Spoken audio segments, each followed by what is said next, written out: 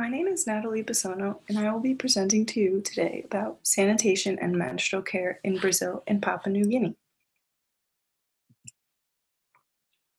Sanitation is defined as the use of a toilet or latrine with a system in place that ensures the excretion is disposed of safely. In 2010, UN General Assembly recognized access to safe and clean drinking water and sanitation as a human right. Poor sanitation is believed to be the cause of about 842,000 deaths. About 39% of the global population uses a safely managed sanitation service. 2.3 billion people do not have basic sanitation facilities such as toilets. 892 million of these people still defecate in the open. Poor sanitation is linked to cholera, diarrhea, hepatitis A, typhoid, and polio. Poor sanitation also contributes to malnutrition. Diarrhea remains a major killer in countries around the world, yet it is largely preventable. Better sanitation can prevent the deaths of 361,000 children under the age of 5. Some benefits of improving sanitation are that it can reduce the spread of disease, reduce severity and impact of malnutrition, promote school attendance, and promote dignity and safety.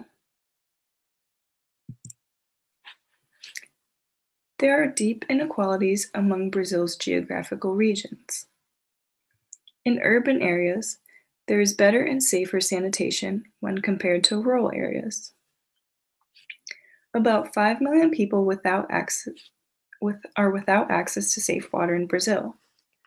25 million people without proper sanitation in Brazil. In these graphs, you can see water sanitation service levels have improved, but you can see the inequalities in rural versus urban areas. There are no safely managed water sanitation areas in the rural side of Brazil, but almost 41% are safely managed in urban areas.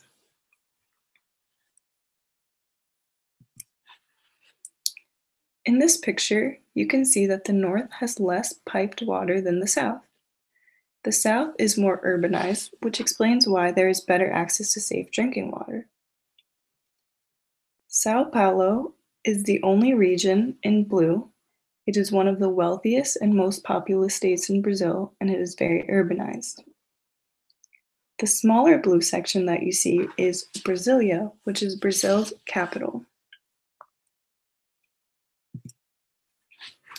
In 2013, Brazil made a goal of achieving 99% safely managed water supplies by 2033. This would mean that they would have to invest an average of $6.1 billion every year. This plan prioritizes elimination of open defecation, universal access to clean water, and at least 92% of safely managed sanitation. Some actions that they plan on taking are to identify and better target resources to improve coverage for vulnerable areas, increase regulatory oversight in water supply and improve quality, and create better strategies to eliminate open defecation.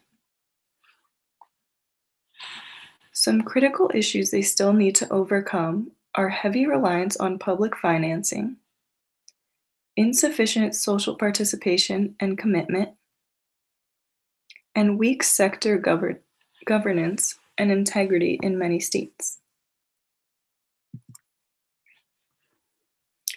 In Papua New Guinea, about 60% of the population lacks access to safe water.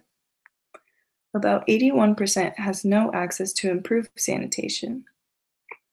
And about 90% of people without access to water services live in rural areas. Over 200 children die Over 200 children under the age of 5 die from diarrhea yearly. Fewer than 2 in 10 people have a decent toilet. Many of their toilets do not have tops where they can open and close, and many toilets do not dispose of waste.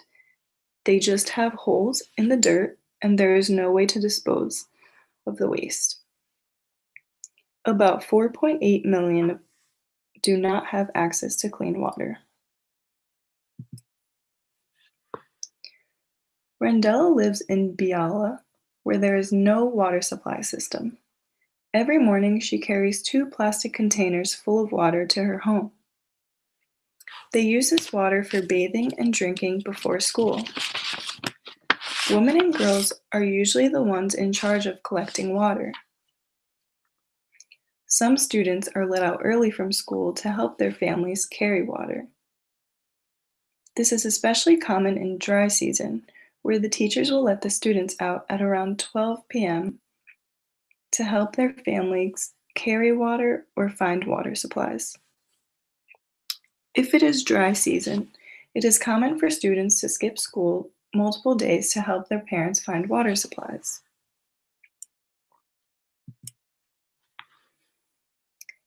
In 2017, the World Bank approved a $70 million credit to support Papua New Guinea's water sector. This will help improve access to clean water supply services for 9 provincial towns and 10 rural districts across Papua New Guinea. This supports their government's water, sanitation, and hygiene policy.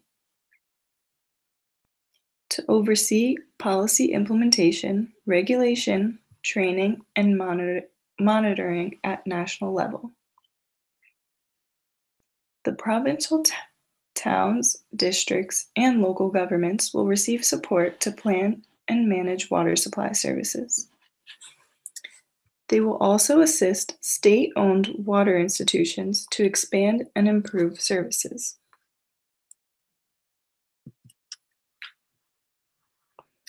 "500 million women and girls globally lack adequate facilities for menstrual hygiene management. Women around the world face challenges keeping their menstrual hygiene private and safe. A lot of times there is nowhere for women to dispose of their hygiene products. In many cultures, women on their periods are considered impure and are excluded. Many girls also skip school during their periods. In Brazil, about 1 in 4 women skip activities for fear of people knowing that they are menstruating. Many women feel uncomfortable in social situations when they are on their periods. In Papua New Guinea, many adolescents lack knowledge about menstruation. Many people think that menstrual blood is dirty and unclean. This places restrictions on what women can do and makes it more difficult for women to manage. Many believe that menstrual blood can bring bad luck to men and prevent menstruating women to cook, attend church, or walk next to men. A lot of their bathroom facilities lack privacy. There is nowhere to dispose of used menstrual materials. Also, many of their bathrooms do not meet basic needs. Some women said they leave work or school early to change their pads or wait the whole day until they get home. Women in rural areas have a harder time getting access to pads. Sometimes they use homemade solutions if they can't get access or can't afford them. Femme Internationale runs educational programs in schools in developing countries. Educating women and girls helps break down the taboos. They also provide women with menstrual products.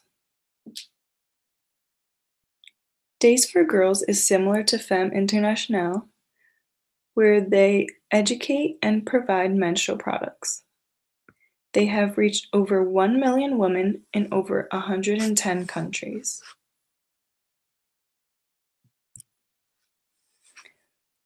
To conclude, sanitation and menstrual care is very important in developing countries. We can only hope that we can work to better in all the countries